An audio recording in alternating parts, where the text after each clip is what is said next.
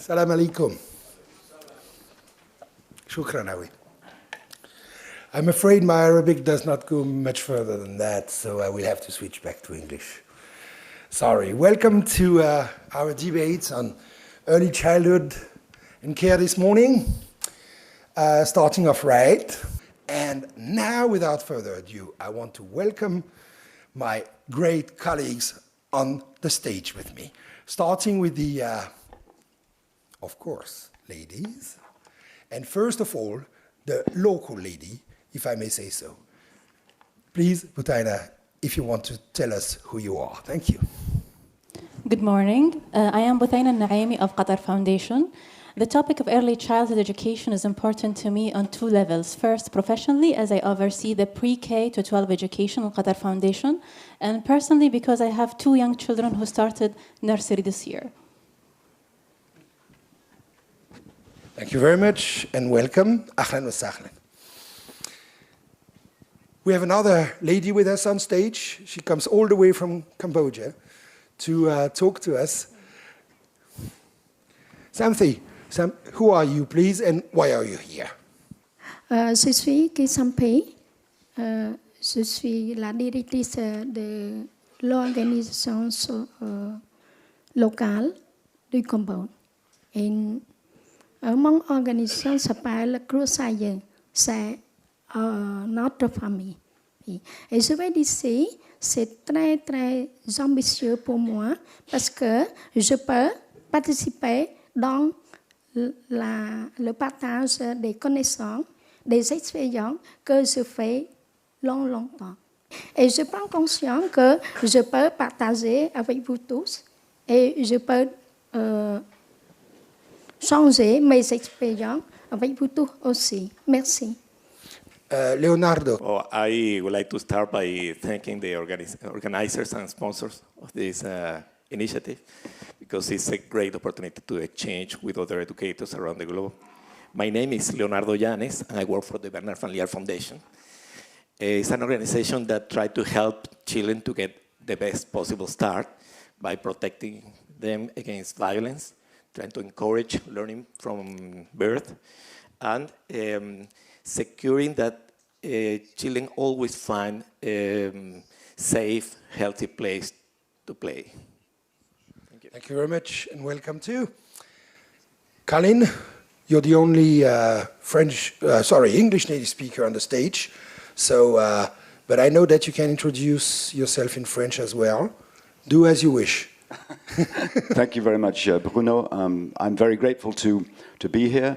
I'm not directly involved in educational science or educational studies. I'm a neuroscientist from the medical school in Oxford and also from the School of Advanced Study in London. And I believe that neuroscience will have increasing interaction with education. And I'm keen to learn from you about the opportunities in that area. Thank you very much. Well, since you just said you're a neuroscientist, I guess we'll start with you, because the first part of our debate, there will be 4 parts, and we'll have a Q&A session, discussion with you at the end.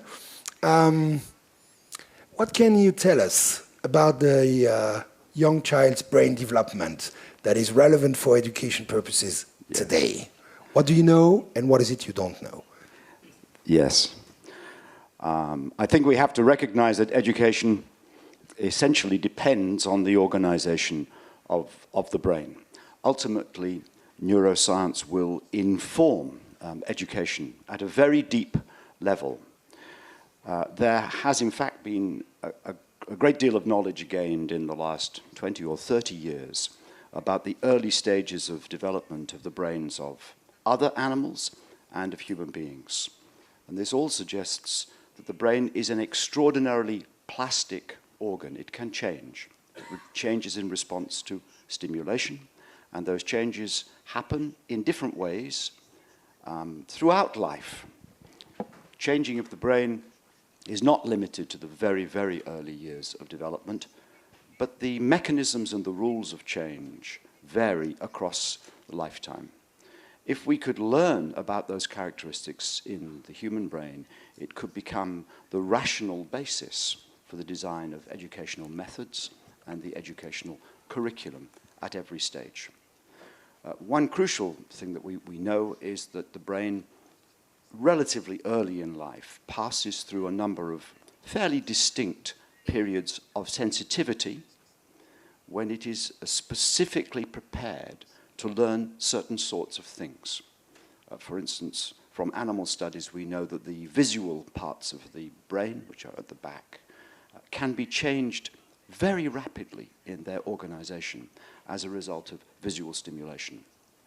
It is certain that similar things happen in the human brain, and I think that we should pay attention to the possibility of the existence of other periods of sensitivity, especially for language, and I'm sure we will discuss language later, but possibly also for mathematics, for reasoning, for other forms of learning skills, which that knowledge could then become the basis for the design of the curriculum. Thank you very much. Extremely relevant and interesting indeed.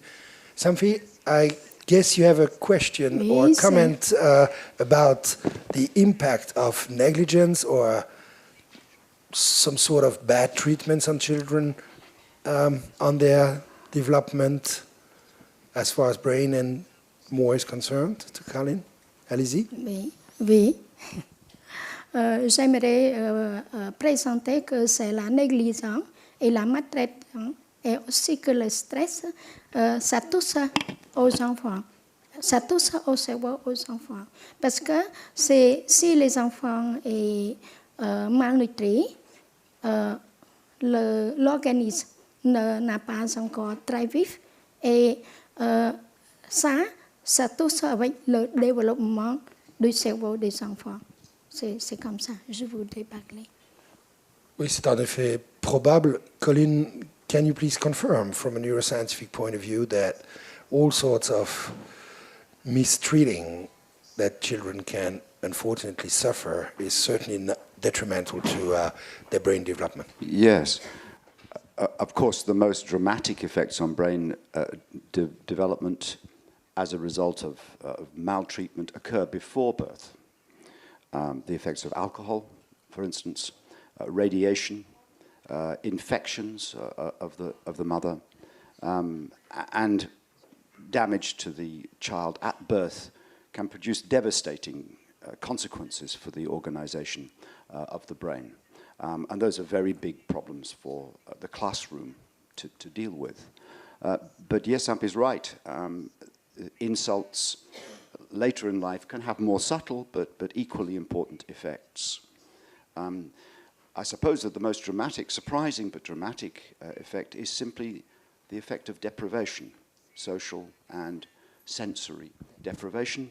Studies of the development of learning ability, of behavior, of IQ show that deprivation of social stimulation can produce very, very dramatic changes in the measured IQ of children. And these become harder and harder to correct the older the child is. Thank you. Leonardo, you have a question or a reaction I or would like comment to on comment that? on some. Of course, we have been investing in young children learning long before neuroscience, all this kind of knowledge. And I think that intuitively maybe, but we were right. So by investing early. I like to make a distinction between education and learning. So when we talk about education, we try to think about the methodology I used to teach.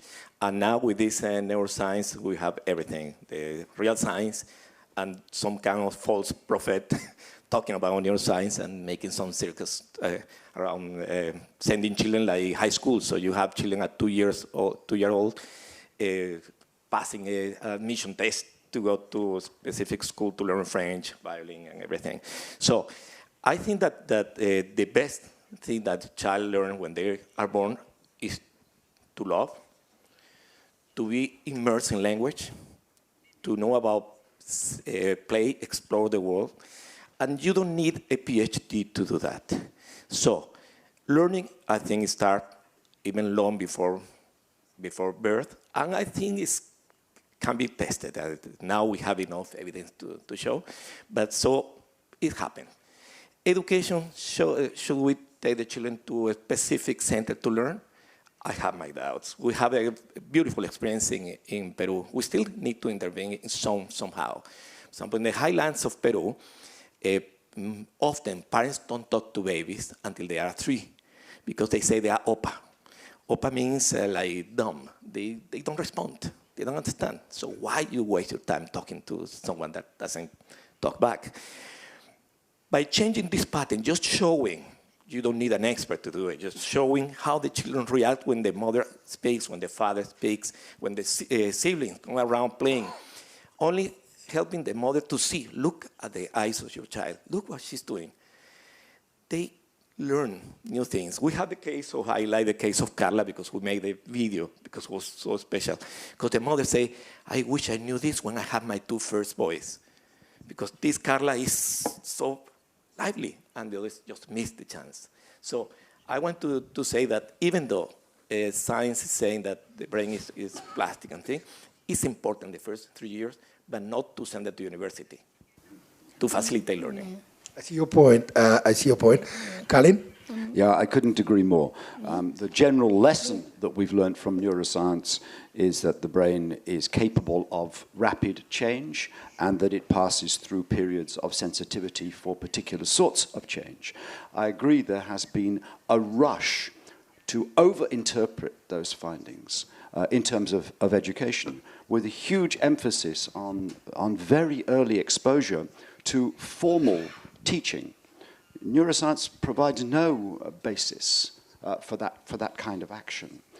Indeed, you're quite right. I mean, what we understand most from naturalistic observation of children and also rigorous behavioral experiments on children is that other forms of learning and experience are much more important than formal learning at an early stage, especially social learning, the development of social understanding and social cognition. And I think you were giving very good examples of that. Well, with this, you already reached the second question, basically. But can you tell us more about that? Should we prepare children for academic skill to acquire academic skills, or should we really focus on social skills? Yeah, I think there's a very important message here. The tendency, I think, around the world, for governments and for parents, when very early years education becomes available, when schooling for children down to 4 years or 3 years becomes available, the temptation is to start rigorous formal teaching as soon as possible. The natural feeling that this must be good because that's what children do at school. First, there are 2 lines of evidence against that. First, experience in systems that do start formal teaching very early, such as the United Kingdom, when compared with other comparable systems in Europe, in Scandinavia and Switzerland, for instance, which start formal teaching much later, 7, 8 years. Experience is that by the age of about 9 or 10, there's little difference in the performance of children. So in terms of formal teaching in mathematics and in English, in the case of the UK, or perhaps history, even science, all the evidence is that very early emphasis really has little benefit. So another problem with that approach is to say, what have we missed? What opportunities have we missed by concentrating on formal education very early? And the opportunity that we miss is to help children to develop the other skills, particularly social skills, skills of empathy and cooperation, which we know the brain is particularly sensitive to at that stage. Thank you very much, Colin. Butaina, what about this, what has just been said in terms of transition to daycare, as far as language is concerned and more? Early transition to daycare can benefit both the language development at children and socialization. When children play in the daycare, they both develop cognitively and socially. This is why we see the play is at the center of early education curriculum. Now, that role of the teacher when she, make the learning intentional, she facilitates, she scaffolds and support, and not directly and not overly direct the children. I see. Can you please just unfold the word scaffolding in that case? Because I'm not sure that everybody's familiar with it. It meaning supporting the learning opportunity, making the environment, adding more stimulus to the environment, enriching, but not from a distance, not directly.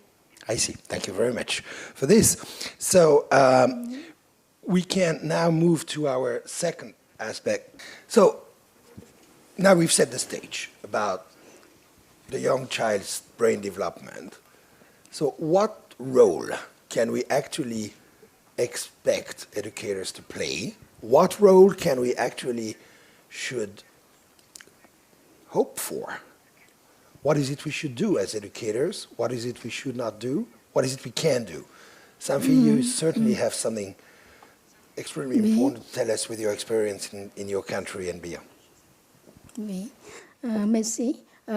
Mes collègues ont parlé beaucoup plus de l'activité qui concentrée et en plus stimuler les enfants à développer leur cerveau. Et en plus que c'est développer autre. Mais pour moi, j'aimerais parler que les éducations et en l'approche holistique. C'est pourquoi l'approche holistique? L'approche holistique, c'est pour répondre aux besoins des enfants, parce que tous les enfants ont des mêmes besoins, même n'importe qu'ils restent dans la famille pauvre, même qu'ils restent dans la famille riche ou dans quelques régions, les minorités et tout. Donc, nous voyons que l'approche holistique, ça répond. Ça veut dire que l'approche holistique, c'est on a utilisé que l'activité de stimuler les enfants à joindre le développement corporel, le développement intellectuel, le développement affectif et aussi social. Et c'est pourquoi, et c'est comment nous pouvons faire que nous devons travailler dans les aspects intégrés. C'est intégré. Quels sont les aspects intégrés? Les aspects intégrés sont la nutrition, la santé, l'hygiène, les activités, la création des activités. C'est comme que mon collègue a dit qu'on a fait les jeux. Mais on a fait les jeux, ce n'est pas seulement que les enfants aient grandi. C'est dans l'aspect que les enfants, dans l'ensemble de sa mère aussi, que les parents peuvent jouer avec la mère et ça peut toucher à l'affection des enfants. Après la naissance, les enfants ont besoin aussi que utiliser son opportunité à agir, à réfléchir, à faire les activités, à utiliser ses pensées. On pensait que les petits ne peuvent pas penser, ne peuvent pas réfléchir. Et dans mon pays, le Cambodge, les parents pensent que les petits enfants, pas la peine de faire aider à stimuler ces activités. Mais c'est au contraire. Les enfants peuvent utiliser ça sur ces environnements. Et là, le premier, l'endroit que les enfants apprennent, c'est la famille. C'est dans sa famille que les enfants peuvent réagir. Ce sont ces parents qui aident les enfants à stimuler tous ces développements. Exemple, je vous donne un exemple. La mère que balançait ses enfants et on a mis que tous les matériels, les couleurs et tout ça. Et les enfants voient et les enfants essayaient de faire réagir et les enfants tous. Et donc, le sang, les 5 sens se développent. Et les enfants écoutent qu'est-ce qui se passe pendant que je tousse. Et si on a mis quelque chose avec le son, c'est très très important. En plus, le son de la mère et aussi le son de son père. Le père peut chanter pour les enfants, le père peut raconter pour les enfants et le père peut jouer avec ses enfants. Ça, c'est un aspect, c'est très très vivant et on peut faire que dans l'ensemble de sa mère. Un autre point que ce n'est pas seulement dans la famille, c'est l'environnement, c'est toutes les personnes qui entourent des enfants aide les enfants à stimuler. On ne peut pas dire que c'est demander les enfants de faire ci, de faire ça. C'est créer la situation. C'est créer les jeux. C'est produire beaucoup de matériel et utiliser les quoi. On dit que nous sommes très pauvres. Nous n'avons pas l'argent pour acheter les jeux pour mes enfants. Mais on peut faire. On peut faire avec les matériels et les ressources existants dans le milieu. Et n'importe quelque chose. Mais faites attention aussi sur la sécurité pour les enfants. Et en plus que dedans, on peut dire que ce n'est pas seulement les deux aspects, les jeux, mais on peut dire que les personnes qui entourent aussi liées avec le local, le gouvernement, les les services sociaux qui aident à stimuler, à préparer, à former. C'est ça que l'animation parentale joue le rôle très très important. Je parle comme ça, ce n'est pas les parents pas de compétents du tout, mais on a manque quelque chose. Et dans les zones rurales, dans les zones très très misérables, et les parents pensent que l'économie, pensent que cherchent la vie. C'est ça que l'animation parentale, ça joue un rôle très important. On a discuté ensemble parce que c'est par exemple comme mes collègues et moi, j'ai une partie, mes compétences, et c'est mes collègues, c'est une autre. Donc, c'est on a mettre ensemble. Donc, les parents discutent de ces compétences et en plus, l'animateur peut ajouter les choses qui manquent. C'est ça que pour aider les parents à réfléchir pour aider leurs enfants. En plus, l'activité de relation entre les éducatrices,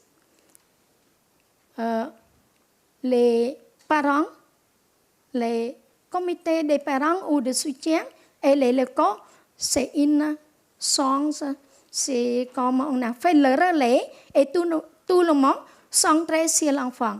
Une autre point, c'est très très important que toutes les méthodologies que nous utilisons, même qu'à la maison, même à l'école, c'est la méthodologie centrée sur les enfants. Parce que ce n'est pas les adultes qui voudraient faire, c'est les enfants. Et en plus, ce que j'aimerais ajouter qu'en mot, c'est on peut dire que apprendre, c'est jouer, et jouer et apprendre. C'est comme ça. Et donc, tout le monde prend conscience de ça. C'est ça qu'on peut développer les enfants. Merci. Merci beaucoup. You mentioned the relationship between parents on the one hand and the educational settings on the other. I think this is what our colleague from Qatar, Buthaina, is very interested in. So please, could you please tell us a few words about that, since you've worked on this, on the importance of the parent-school partnership in early education? Buthaina. Parents are the child's first educator, and they have the biggest influence on children. And this is why the relationship between home and school should be really strong, and they should work in partnership. This is important because the parents have in-depth knowledge about their children. They know their weaknesses, they know their strengths, and it's important for them to discuss this with the teachers at school. So when they engage in an honest dialogue, they will be able to celebrate the achievements of the children and help them meet their challenges. Also, it's important for the parents to work with the school in order for them to build on what the children learned on schools. So continuity of experiences, of early experiences that children have is really important. You know, what they learned at home, what they learned in school, and in between. It's to have a very effective early education program. And the key feature of effective partnership is the communication, two-way communication between the family and the schools. Well, thanks a lot for this. One more question, please, that I can't resist the temptation. My experience of communication between parents on the one hand and the school authorities, the teachers, etc. on the other, in Europe or in North America, instead of a very difficult one. Have you found a way to have this work better here? Can we learn something very important from your experience? The school also play an important role in developing this partnership. The school has to welcome the parents in several ways. It's even like the setting, the environment, and encourage them.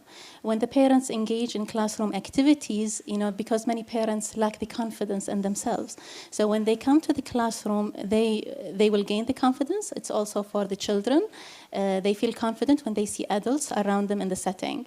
So, my experience, I would say, inviting the parents. It's also the school's role. They should, play part of it. And also, it depends on the parents to be proactive and go there to the school. And yes. And it works. It works. Yes, it works. Good. Excellent. I think as a parent, I will come here at some stage with my children. Colin, you might want to add a word on this, and we have a question coming from you regarding the brain plasticity and periodicity, or the sensitive periods again, because of course this is related to everything we are talking about here. And I read the question just as I have received it. If we find a sensitive period in one brain, is it generalizable to others? And if not, is it really helpful? That's a good question. I think from what we understand from animal studies, the occurrence and the duration of these periods of sensitivity is remarkably constant from individual to individual. But what varies somewhat is the degree of sensitivity, how rapidly the brain can be reorganized as a result of experience, and the capacity of the individual for change. And that surely applies to children as well. I think that we have to accept that designing an education system that we think is fit for everyone, for all children, is entirely inappropriate.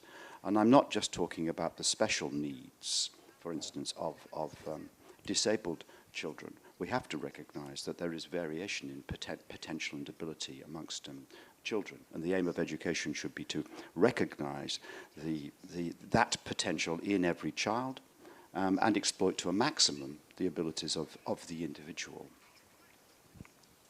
Thank you very much. Well, now, given all this, and the fact that we probably should educate parents about the development of their children's brains, how can we, in your view, make sure that the parents understand the importance of early childhood education, in case they don't? Because I remember that discussing this with Samphy yesterday. She said that it was not necessarily the case in Cambodia. But please, you have certainly something to say about that, Butaina and Leonardo. And after Samphy, you might add something about the way people see that in Cambodia. It is interesting to have the different perspectives. Butaina? Oui. Merci. Oh, you want to go for it now? Yes, go for it. Go for it, please. Allez-y. Maintenant, nous pensons que tous les jours, mais nous oublions une chose, c'est très important, que c'est les prendre soin des enfants dès l'enceinte de la mère. Donc, on a dit que c'est pré-postnatal et postnatal. C'est comment? Parce que ça, c'est lié avec le cerveau des enfants. Si la mère est malade ou se fait une chose, ça touche aux enfants. Et au Cambodge, les parents d'enfants, les jeunes parents pensent que ces enfants est malade, est handicapé ou c'est autre, et pendant qu'il naît, ce n'est pas son impact de ses activités. On pense à la croyance que c'est dans autre monde, on fait pas bien. Et ce monde-là, les enfants tous l'handicap comme ça. Mais au contraire, c'est ça que maintenant que même l'UNESCO, même l'UNICEF, on a préparé bien ça et on a fait beaucoup de médias pour utiliser, pour distribuer les informations aux parents et plus jeunes parents. C'est ça. Donc, comment nous pouvons faire que les enfants dans l'enceinte de la mère, c'est bien développé. Ce n'est pas seulement le cerveau, c'est tout. C'est tout. Et donc, c'est la nutrition, c'est très bien. Et la relation parents avec les enfants dans l'enceinte de la mère, c'est très bien aussi. Et en plus que les entours, et en plus que c'est la sécurité pour l'enfant. Et on peut discuter aussi pour que pendant l'accouchement, quelquefois on ne pense pas sur l'accouchement.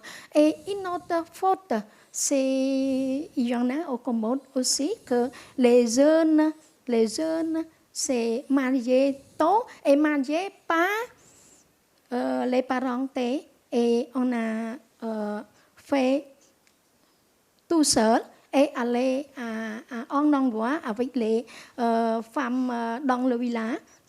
Après, c'est tous très, très majeur sur les enfants. Et en plus qu'après, les enfants sont nés, non? On n'allait pas à l'hôpital encore une fois. Et pendant que l'accouchement, on a accouché dans le village. C'est ça que... Et en plus, au Congo, il y en a beaucoup dans la zone minorité. C'est comme ça. Thank you very much for sharing this with us. Again, I very much like the idea of playing in the womb. I don't remember that very well personally, but I'm pretty sure I had a good time there. And I certainly felt more secure than any time after that. As far as precisely that you told us yesterday that in your country, a lot of people are convinced that children do not learn anything before the age of 6. I suspect that in this room we probably all know that children learn actually a lot before the age of 6 and even before birth, as you keep on repeating and stressing, which is good. But yet, precisely, if we have to deal with a situation like that, how can we better convince that parents that the first years are extremely important in terms of learning and etc., if they are not particularly sensitive to that, if they simply don't know, if they don't play with their children either in the womb or after birth? Butaina? Parents' education is very important, and this is the role that schools play. Now, for the hardest transition for children and parents is the transition for the school, moving from home to school. Now, worried parents can really impact the children. If the children can sense that, can feel that. So it's very important that the parents really communicate with the school even before they bring the children to school.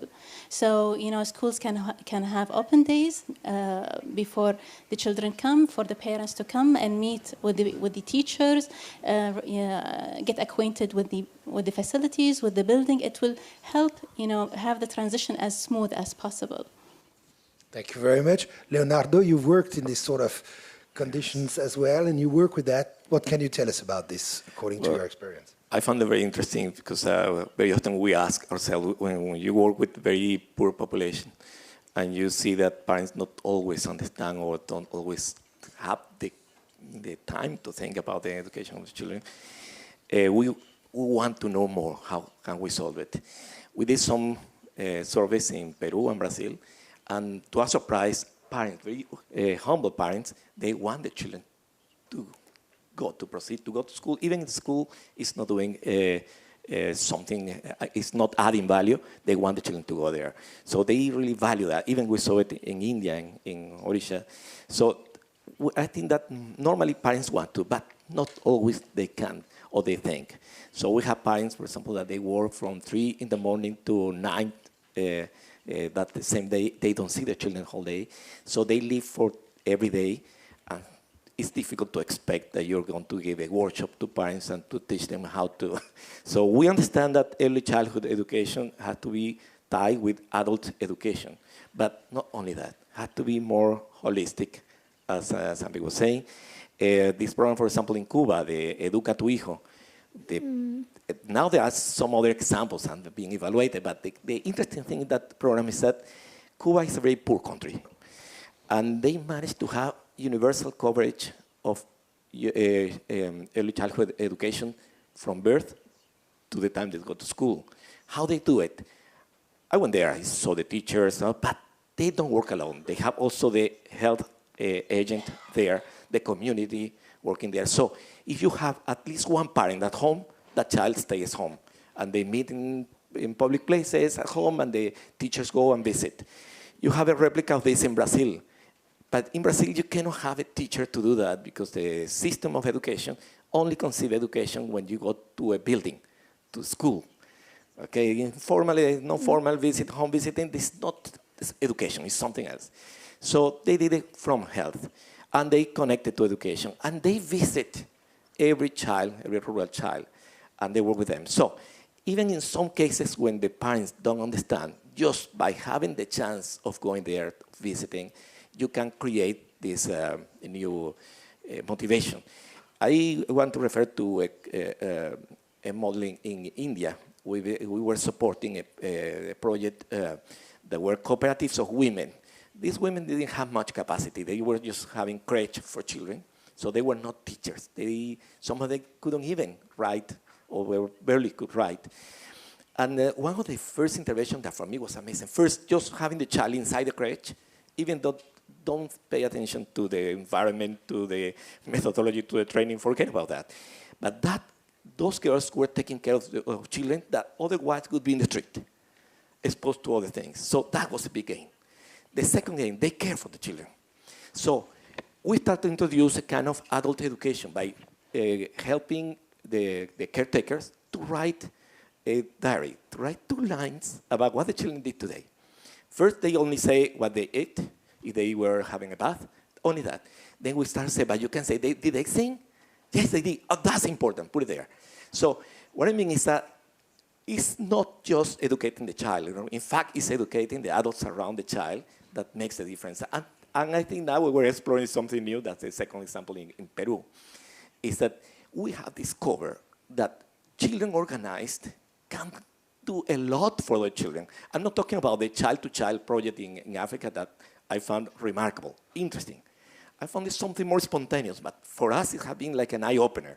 We have seen teenagers and elder children helping other children without much support, and we're trying to reinforce that capacity that they already have. So it's an experiment, but I hope in the future we can talk about that with more empirical evidence that we need still much. Are you suggesting a topic for WISE I 2013? think that could be something to explore. We are starting already funding a project this year, starting a longitudinal study about how children organized can help children when situations are extreme. I hope we can take it and we think about this. It's an Organizers, this is recorded. Thank you very much, Leonardo, for the suggestion. Colin, you wanted to have to add a word before Leonardo comes back to. Yes, I think this discussion is pointing up some enormous cultural differences. To hear about the opportunities to bring parents into school to help with teaching, or to assist parents in their homes to deliver some sort of education. These sound like big challenges, but we also have to face the fact that in many parts of the developed world, that would be a luxury, to have parents who are available to come into a school, or to have parents who have enough time at home to give any attention to education. The huge problem that we face in the West is that the family structure has to a large extent disintegrated. A large proportion of families have only one parent. Even with 2 parents, they're frequently both employed and out of the home much of the time. And I think the school system has to accept, the early school system has to accept that to some extent it is a surrogate for parenting, and must assume some of the responsibilities for early education, which were traditionally performed in the home. Thank you very much. Leonardo, you suggested, you talked about Cuba and Brazil and Peru. You come from the middle of this triangle. Yes. What about Venezuela? Well, I was working in Venezuela with, for children in different circumstances for a long time. I was in academia, university, and NGOs. I can say that before, when I left the country in the 90s, we have a huge program that was massive of daycare that I could say was better than preschool. And I was later the director of preschool, so I can say it. Okay. So the thing is that we had this, I was the director of preschool, and I had to go and see things absurd. When I see, for example, visiting indigenous places where children were in the river, and when they were told the director is coming, everyone left the river, entering a poor shackle there with something bad quality, everything, not toys, not nothing. And they say, forgive us, professor, we were just having some fun because it's so hot. I say, no, I can't forgive you being in the river, but being here is unforgivable. The children should be there learning. So the thing is that the daycare somehow were free to include play, to include more dynamic things, to include the things in the environment. And I had to say that the best thing that we left when I left the country, so now they're using, I think, sometimes too much luxury. I think that you don't need that much. But the thing we left is that instead of fighting for children between education, care, health, we had to work together because it's an holistic problem. So learning is learning. It's not about teachers. A good teacher shouldn't be herself or himself like someone with a blackboard teaching something or knowing more than the student. Not anymore. That is over. So a teacher had to see themselves as an architect, an engineer, a promoter, someone that creates conditions, help create conditions, and make alliances.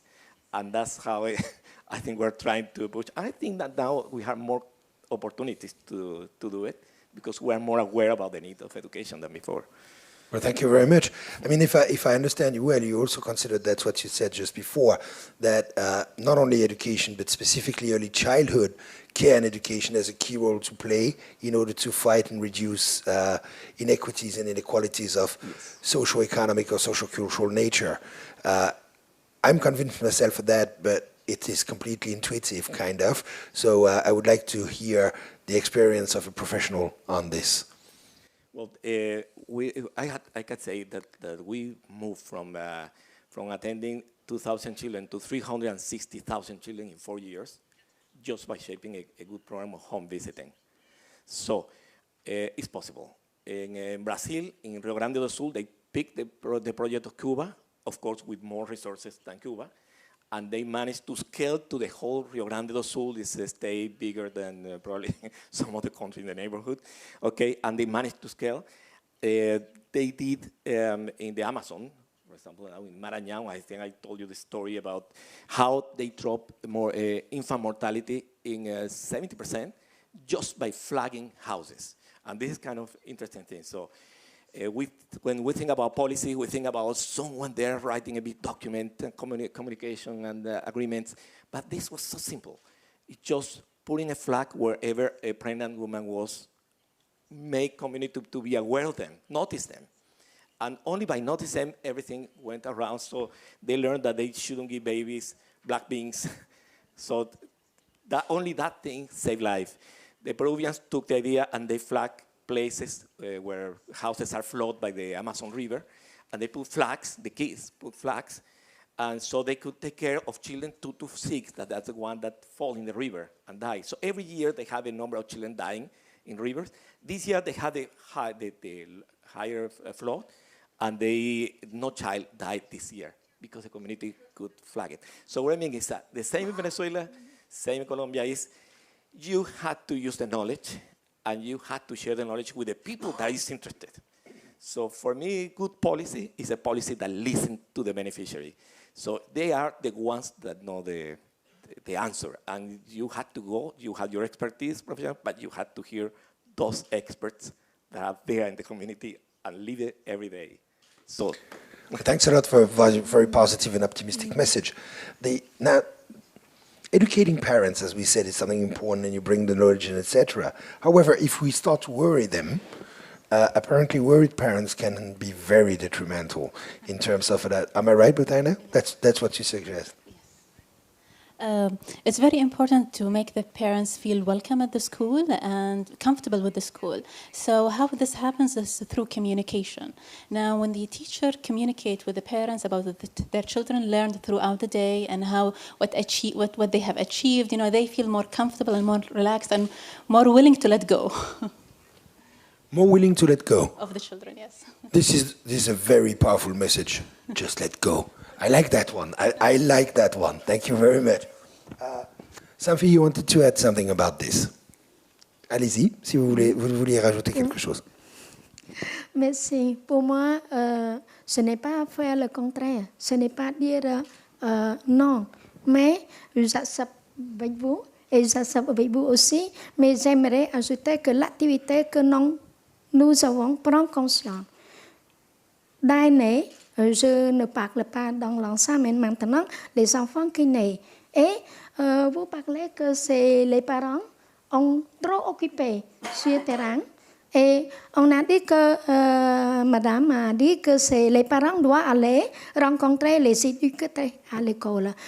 La période 0-3 ans, qui existe, qui travaille, qui fait ce rôle-là. C'est ça que c'est très nécessaire, ces parents et les grands-mères, les grands-pères et les entours des enfants qui aident à stimuler. Un autre point, c'est comme on a mis en place le projet animation parentale.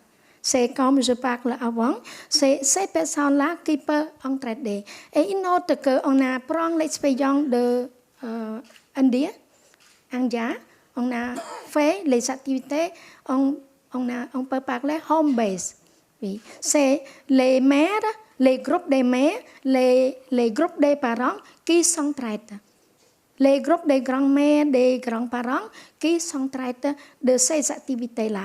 Donc, l'activité peut fonctionner bien selon que la méthodologie qu'on a fait, les outils qu'on a utilisés, les locaux qui aident à stimuler ce programme pour sa progresse et pour aider les enfants. Parce que la période de 0-3 ans, c'est très très important. Si le monsieur que vous présentez, le cerveau, que dans cette période-là, c'est très important et ça développe plus que 3-5 ans. Et après 6 ans, ce n'est pas rien du tout. Mais le développement, ça presque fini et on a utilisé les cerveaux qu'on a déjà et les connexions des cerveaux, c'est qu'on a déjà. Aujourd'hui, j'aimerais présenter que l'expérience au Cambodge. Autrefois, nous savons que les écoles maternelles publiques, mais c'est insuffisant. Le gouvernement pauvre, on ne peut pas répondre aux besoins. Pas de bâtiments, pas les éducatrices compétentes, pas les éducatrices de qualité, pas les ressources humaines qui aident les éducatrices, les co-enseignants par rapport à la petite enfant pour bien améliorer. Donc, j'aimerais dire qu'on a créé les services sociaux, discuté ensemble avec le gouvernement. On a premier départ qu'on a fait le pilote avec l'UNICEF, on a fait le pilote avec l'organisation Enfants et Développement et Coursagen, c'est l'organisation applicante.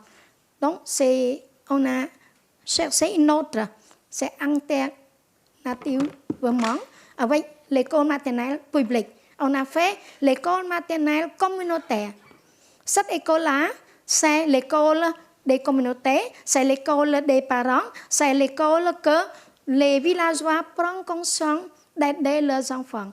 Première étape, ce n'est pas il a une compréhension claire par rapport à l'importance de la petite enfant, mais c'est une partie qu'on voudrait aller chercher la vie et c'est une partie qu'on a dit que dans les écoles maternelles communautaires, il y a une jeune qui aide, qui fait les activités avec les enfants, c'est joue, on voit que ces enfants, c'est très très joyeux.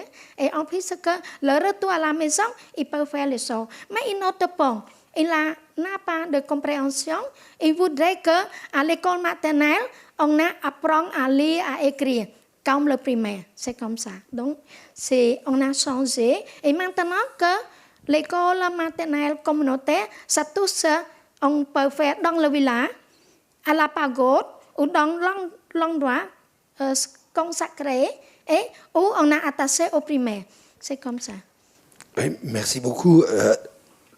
Samphy, just as Colin said before, we obviously witness here huge cultural differences when you refer to the family structure and the way that even several generations can actually, maybe should, contribute to the education system. That's to the education of children. Sorry, that's certainly something that is extremely or more and more difficult to see in the West. Now, one question, Colin, please, before, just after what Samphy said, and before we move to policy. Do you think that there are some tools that could compensate for the lack of traditional family structure as a support and etc.? We have one of the questions that you always have, I'm sure, anywhere you go, anywhere you show up, etc. Can new technology help in a way or another develop the children's brain in a positive way? And I would add, and even compensate for whatever is lacking? But quickly, please. Yeah. Thank you. I mean, a very simple statement is that it is inevitable that technology and adaptive technologies of various sorts will invade the classroom more and more. And that's not just in the West, that will be everywhere.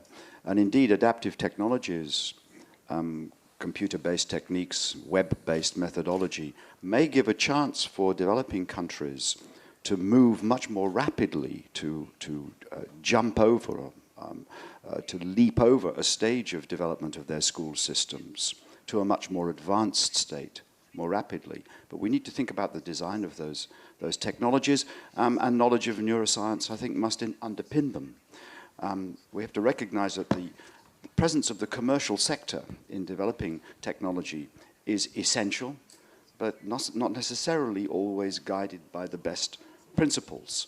The commercial motivation, for instance, to sell products to highly motivated parents on the basis of an assurance that these things will help their children, give them an advantage and so on, can be ill-founded and can be very misleading, I think, and unhelpful to parents. But technology certainly offers an opportunity. Sensitive periods do not end absolutely abruptly. They decline gradually. So there is an opportunity to substitute for missing early stimulation at later stages, but it becomes more and more difficult. I give one good example. The big study of Romanian orphans conducted by Michael Rutter in the UK studied groups of orphans who had initially been kept in very deprived conditions, deprived of sensory stimulation, of social interaction, of language, and so on. So very significantly deprived young children. If they were adopted into UK families at about 6 months to 1 year of age, initially their cognitive abilities were hugely reduced compared with normal, but they recovered very quickly. But if they were adopted after about the age of 4, there was a persistent huge deficiency in cognitive performance, a 30 IQ point difference in average intelligence, for instance. 30, So 30, as a result of deprivation over the first 4 years of life, which was not restored by putting these children into good homes and good educational system. Wow, impressive. So basically, where do we go from here? What can policy actually bring? What should policy actually bring as far as early childhood is concerned? What to do next? Butaina, that's your field. As mentioned earlier, the parents are the first educator of a child, so parental inclusion is very important and should be addressed at policy level. Studies showed that parents who are more involved in the education of their children, the children have better academic gains and they have less developmental problem as they move throughout the system. One final thought is that investment in early education is an investment for the future. When Qatar Foundation started 15 years ago, the first center was established was Qatar Academy, which was a K-12 school. And that was the first step towards a vision of knowledge-based economy. So basically you are optimistic about what policy can actually do in terms of improving the education and the development, the harmonious development, as Samphy said, not only of the brain, but of our children as holistic beings, if I may say so. Yes, I believe that, now people are more aware of the role of early childhood education and the role of parents and how they can influence the development of their own children. So hopefully, yes, policy can change that. And this is also the mother who speaks, right? Yes, this is mother speaking. I trust your experience. Thank you very much, Butaina. So that just before we give an opportunity to the audience to ask questions, I would like the three of you to basically quickly react on this, starting with Samphy. Can you please tell us what you think about? Yesterday you told us that investing on early childhood is actually, even economically speaking, a good thing in economic terms. Can you please elaborate on this, but quickly, please? Thank you. Oui. J'aimerais présenter que l'investissement dans les jeunes enfants, dans la petite enfant, ça donne que beaucoup de résultats. On a fait la recherche en dollars. Pour aujourd'hui, c'est après qu'on peut réussir $7 dans 3 ans. Mais on a la recherche. Et en plus, j'aimerais dire que donner quelques exemples. Par exemple, on a fait bien par rapport à la petite enfant. Un seul point, que l'enfant n'a pas malade. Les parents, c'est resté l'argent-là, pas la peine de faire guérir les enfants. Si on a participé dans ce moment-là, l'avenir, la famille, l'enfant soi-même réussit dans la vie. Ça, c'est très, très grand, important et réussit beaucoup. Deuxièmement, sa famille, selon ses enfants, elle réussit aussi. On peut gagner, on peut économiser beaucoup plus. Et la société aussi. Parce que si les enfants, c'est bien, et nous avons beaucoup de ressources humaines compétentes, de ressources humaines dynamiques, de ressources humaines très intelligentes, ça, la société, ça fonctionne très bien. Donc, ça, c'est le résultat de la petite enfant. Et on a parlé plusieurs, hier et le matin aussi, on a parlé que le primaire et l'éducation, on ne prend conscience pas sur l'importance de la petite enfant. Parce que dès la base, on a construit la base fondamentale pour les personnes. Hier, on a parlé que les 4 piliers de l'apprendre. Apprendre pour savoir, apprendre pour savoir faire, apprendre pour savoir vivre et apprendre pour soi-même. C'est pour connaître soi-même.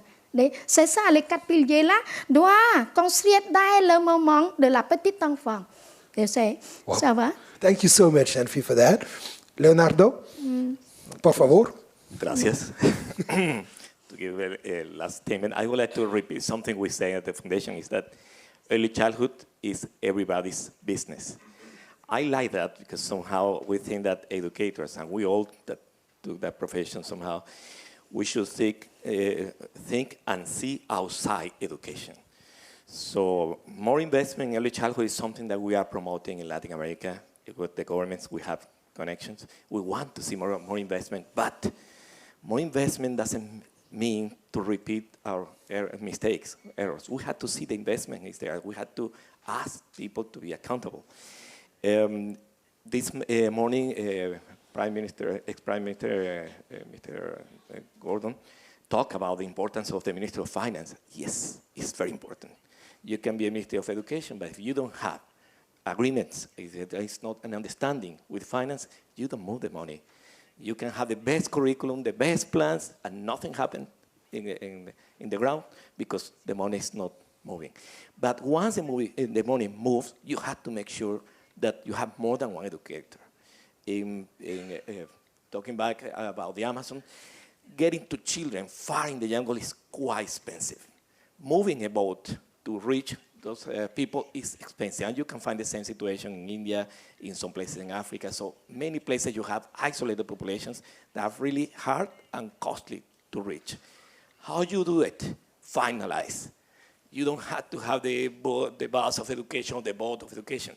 In Peru, they are making agreement with the Armada, the Navy, and the Navy has to go to the rivers. So they are using their boats, and they are allowing a teacher, health agents, to use the same boat, and they can go and they can provide service, facilitating. So I think you have to invest more, but you have to invest better, and you have to ask every minister. I like when I will see even to producers, to the economy, a minister to say, what are you doing? How are you investing in young children? Because everyone has to invest. Everyone has to invest in children.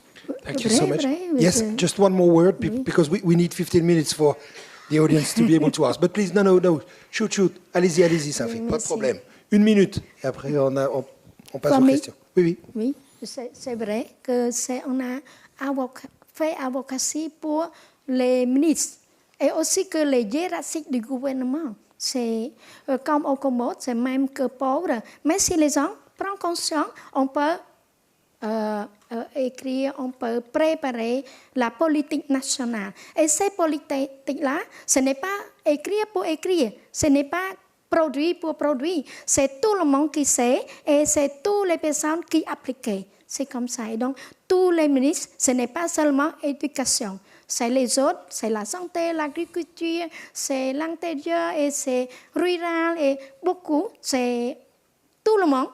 C'est prendre conscience de la petite enfant. C'est ça. Je suis d'accord avec vous. C'est si le ministre ne prend conscience pas, comment nous pouvons améliorer? Mais c'est très bien. Et au Cambodge, j'ai une petite leçon que l'UNICEF et l'UNESCO, ça reste que être à stimuler aussi. Et les autres services locaux être à stimuler aussi. C'est ça que c'est très, très important de les personnes comprendre. Ce n'est pas une partie, c'est tout le monde. Merci. Merci beaucoup. Well, thank you very much to all of you. But now you will be able to answer the questions from the audience if you want to raise questions. Hi, good morning, everybody. My name is Habib, and I work for the HHO, Her Highness Office. I have a quick question. I mean, since morning we've been seeing a lot of examples of different regions talking about their projects and programs and how they work around dealing with the challenges, primarily in the conflict zones and in the areas of which are difficult to reach or isolated populations. But in general, globally, if you're talking about early childhood, I'm just wondering, and I may be wrong, you guys are experts, why are we targeting only at schools and parents? Why are we not looking at the other siblings or caregivers or people who look after the kids from 0 to 6, for that fact, and targeting them or building their capacity in order to have to deal with the kids in a better way, in a more effective way, to create a more global community? I mean, from my perspective, I think the global population agrees that early childhood education is really significant. But what are the real challenges and how would we deal with that? Thank you very much. Who wants to take that one? Leonardo? Yes, please. I think that we have been saying in the morning, and we have some agreement, that early childhood is not just a matter of parents, and it's not just a matter of schools. So early childhood is something that goes beyond the buildings or the sector. And I know the expertise is sometimes in the field and not here sitting necessarily. So every one of us has some kind of a parcel of the knowledge. But when you go and you try to solve a problem with communities, indigenous communities, the first thing you have to recognize that they also have knowledge. And sometimes some practice can be damaging for children. Very often can be good also for children. That's why they survive. And I think that your idea that we had to go beyond just teacher, mothers, because somebody's taking care of the child. And that's the network that you have to understand. You have to go. You can see children in the streets in many cities in the world, but children 0 to 3, 0 to 4, you won't see many. You can try counting. They will have someone taking care of them. Good or bad, they are. And you need to recognize that, and you should include them in the formula, even if you have to use your handkerchief in your nose and then try to meet them, because they are part of the formula. Thank you very much, Leonardo. We had one question here. Yes, please. Can you please be as brief as you can with a question? We still have 10 minutes only to go. Thank you. It's a small comment. My name is Nabil Costa from Beirut, Lebanon. I was very pleased to hear about the role of parents, especially with the students with the special needs. And I would love that to hear sometime in this conference, I don't know which year, the importance of special needs students in the Arab world, which I think to a certain extent they are neglected. And our ratio here is 7% like any other ratio in Europe or USA or in any other country. And I see the role of the parents, they need this awareness and this education because the therapists themselves are not helping as much, especially that we do lack this experience yet. I hope we can create a campaign to educate parents and help them understand the culture of the special need and what is integration and the culture of integration. It's not an easy word just to say it. To implement it, it takes lots of training and lots of awareness. I hope this place, and I can't read her name, Mrs. Al-Naomi, I hope this place can one time, thank you, can lead a campaign for students with special need.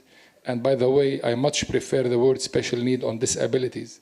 The students with special need to help them in the Arab world as they are privileged in the other parts of the world. Thank you.